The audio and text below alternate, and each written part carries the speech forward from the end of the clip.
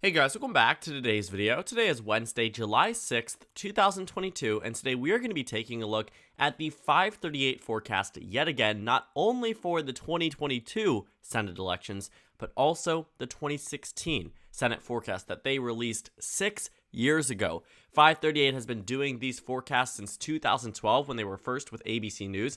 They were very accurate back in the 2012 presidential election. In fact, they got every single state correctly. Now, that was one of their shining moments, and many people followed them ever since then, and people still do. 10 years later, they are still predicting the forecast, predicting the outcome of midterm elections, presidential elections, and will likely continue to do so over the next couple of decades. But I wanted to take this time to take a look at the Senate forecast from 6 years ago and the Senate forecast now. This Senate map is one that I have deemed to be probably the most favorable for the Democratic Party for 2022. And what I mean by that is that the Senate map gives the Democratic Party very few opportunities to lose seats. That means that they are pretty much just defending territory in about 4 competitive seats, and the rest are practically locked down. Now, historically speaking, Illinois, Colorado had been competitive on the Senate level, but more recently they have not been and will likely not be for 2022. Colorado could be a dark horse race. We could get a huge shock out of there, but realistically, we shouldn't expect it. Even if every single state across the country was to shift in the way that Virginia did for Glenn Youngkin back in November of 2021, Colorado would still remain blue. So that tells you a lot about where the state is, where it stands in terms of partisanship, and what the likely outcome will be for the 2022 forecast. So this Senate map is very similar to the one that we saw back in 2016. The only difference is that there is an extra election in the state of Oklahoma. Now, beyond that, the chances at victory for both parties are actually quite similar to where they were in 2016 and now. Right now, Republicans have about a 54% chance at victory. Democrats are at 46%. In 2016, Democrats had a 51% chance of victory, and Republicans had a 49% chance. The point being that the chance of winning control was close, and it was really down to the wire. It could have gone either way, and ultimately it did end up going in favor of the GOP. They dramatically outperformed what the expectations were in the United States Senate and the presidential election, but I can't say that it was enough so that this was some type of monumental red wave year. It was just more a favorable red year. If you take a look at the presidential forecast, they did say Hillary Clinton was going to win. Based off the Polls Plus forecast, they gave Donald Trump nearly a 1 in 3 chance of victory. Honestly speaking, that wasn't too bad considering where many other forecasts had Hillary Clinton in the 90s in terms of a percent chance of victory. 538 gave Donald Trump one of the largest chances that we have seen for any type of forecast, especially knowing how wrong the data was. This was actually quite impressive. But it's not to say that they weren't wrong. We can be wrong. This is American politics. Politicians are more wrong than pundits are. Looking at the Senate map, though, what we find here is that it is just a very, very interesting matchup because in addition to this, the generic ballot polling was roughly the same as to where it is right now. Right now, the Republican Party is up, according to Real Clear Politics, by 1.3%, according to 538 by 2 points. In 2016, the Democrats were up by 1 point. It is a very close race. It's within 3 points in terms of difference on the generic ballot, and the Senate expectations are slightly different. But we are looking at the same exact seats with different candidates and a different time period. So we're going to take a look at the 2022 and 2016 ones and point out the first major differences and then start to compare some similarities. We're going to look at states that were not competitive 6 years ago that are absolutely competitive now, and states that were not competitive now that are not competitive now that were competitive back in 2016. You'll see what I mean when I get through the video. So let's go ahead and start. We're going to actually talk about 2 states in particular, ones that I think were quite interesting to even see them as competitive states, knowing that both of them had a Democratic senator at this time, now represented by 2 Republicans that potentially could have had 2 Democrats. These are the states of Indiana and Missouri, both states that President Trump won in the 2016 presidential election by over 15 points. He had over a 90% chance of victory in both of these states for the 2016 election. And what we found as a result of it was that the Senate elections were still very close. But the 538 forecast, it did show the Democratic Party with a somewhat realistic chance at victory. But by the end of it, this realistic chance of victory didn't even end up becoming a victory for obvious reason, because realistic doesn't mean you are the favorite to win the election. Republicans were still very much the favorites. But it's Indiana and Missouri, 2 states that are not even within the realm of competitiveness now, that were very competitive back then. Right now, we have about a 14-point expected victory for Missouri's Senate race for the GOP. Back in 2016, the actual margin of victory was less than 3 points. Heading over to Indiana, the margin of victory there was less than 10 points. Well, you head over to the Indiana election now, Todd Young, the same Republican who was on the ballot then, the margin of victory is around 28 points. Indiana and Missouri had close races. They also had a Democrat in both of their seats previously. We had Claire McCaskill in the other Senate seat, and we had Joe Donnelly in the other Indiana seat. They were both ousted in 2018, but also by very close margins that will likely be solid red margins in the next upcoming election. Indiana and Missouri are pretty much close in 2016, but not close now. And that makes a lot of sense. But it means that Republicans are defending less territory and Democrats have less pickup opportunities. But that was definitely calculated in the mix of this Democrats winning control of the U.S. Senate. So with 2 extra swing states, you might be thinking, okay, knowing where we are now on our 2022 map, doesn't it make sense that Democrats were the advantage? In fact, wouldn't they be more in the advantage, knowing that even with such an unfavorable year, despite 2016 being, technically speaking, a similar year in terms of unfavorableness, but 2016 was definitely expected to be a blue wave year against Donald Trump, a referendum against Donald Trump's ideology, which obviously it was not.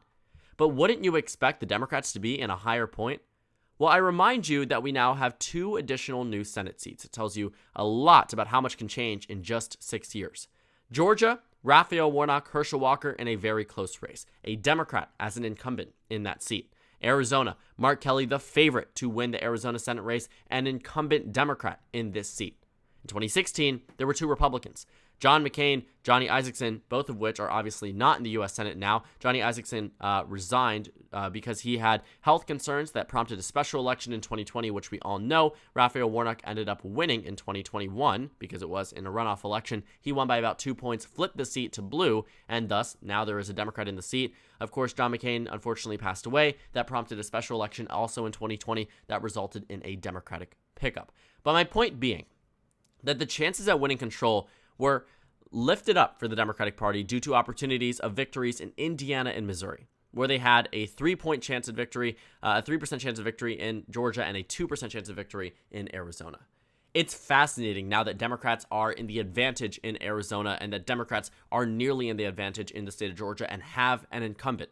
The fact is, Indiana and Missouri were significantly better pickup opportunities for the Democratic Party back in 2016 than Georgia and Arizona were.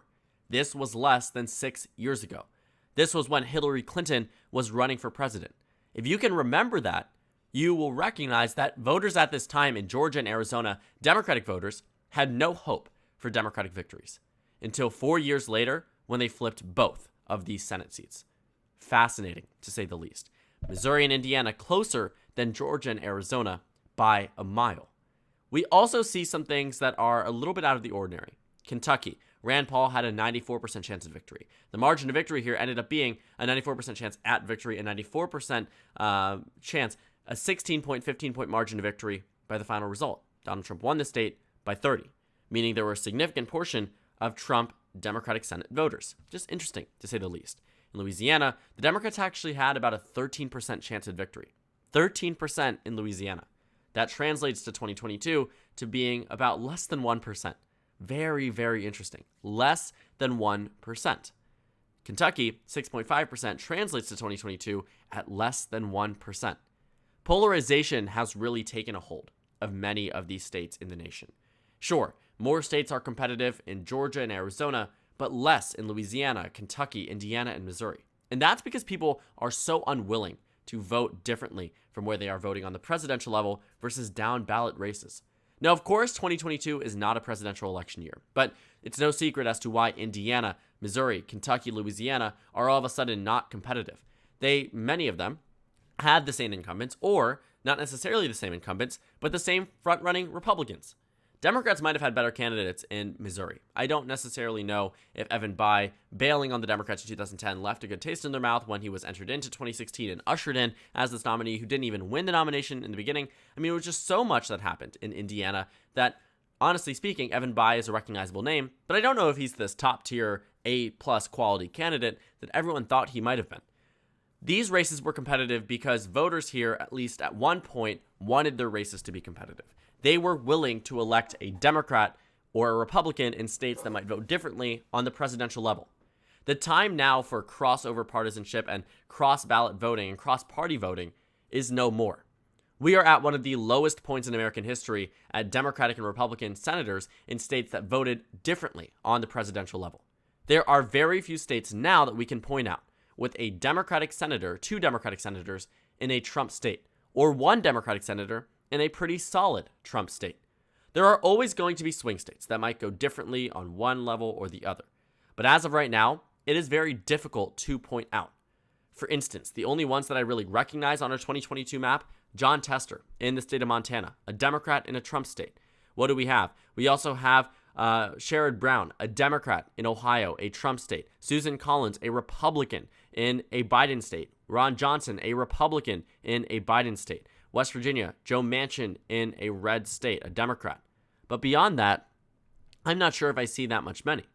Because we have maybe Pat Toomey in Pennsylvania, which looks like he might be replaced by a Democrat in a Biden state. My point is that it is very hard to find senators from opposing political parties versus 2016, where it was very common. You had one in North Dakota, Montana, Indiana, Missouri, Ohio, West Virginia. You had one as a possibility in Mississippi and Tennessee, as a possibility in Texas. That doesn't happen now. And this difference in the forecast really goes to show it. But there are some major differences. This video is not about polarization. This video is about similarities and differences between 2016 and 2022. I pointed out 2 major differences, but we also see a lot of similarities. 4 major differences, but we see many similarities when it comes down to Pennsylvania, when it comes down to Wisconsin. Now, Republicans definitely have a much better chance at Wisconsin now than they were expected to back in 2016. That's also because 2016 was expected to be a much better year for the Democratic Party. And now we recognize that 2022 is likely going to be a red wave year. In fact, maybe not necessarily a red wave year, but maybe more of a red slight push wave, maybe a ripple, but still enough to win in Senate seats such as Wisconsin. Wisconsin, lean Republican. Pennsylvania, on the other hand, a toss-up. In 2016, Pennsylvania was lean Dem. Wisconsin was likely Dem, both of which were wrong. But Pennsylvania, surprisingly, that was, I would say, I would expect it maybe to be a higher chance of victory for Katie McGinty, knowing what the data was saying back then. I don't know why everyone underestimated Ron Johnson. He had done well in 2010. 2016 also was a pretty impressive victory. Just something to take a look at, to be quite interested with, because Ron Johnson won by 3.4. Pat Toomey won by about 2 points, despite Wisconsin being a significantly higher chance at a Democratic victory, according to FiveThirtyEight. So just something to take a look at. Ohio was safe red. Iowa was safe red. Those are similarities to what we see right now. Iowa solid R. Ohio slightly more competitive because of the fact that Rob Portman was so popular. J.D. Vance isn't nearly as popular, but at the end of the day, the Democrats are not going to win in the state of Ohio.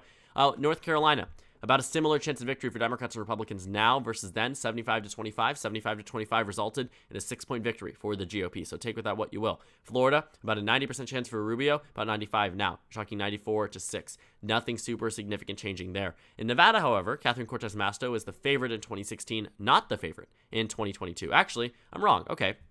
I looked at this map maybe a day ago, and she was no longer the favorite, so I guess I'm wrong on this front, making sure that we're on the deluxe model. I guess we are. Nevada, Catherine Cortez Masto is the narrow favorite as of right now, a 51% chance of victory. I swear that's been going back and forth, but maybe I'm just entirely misremembering.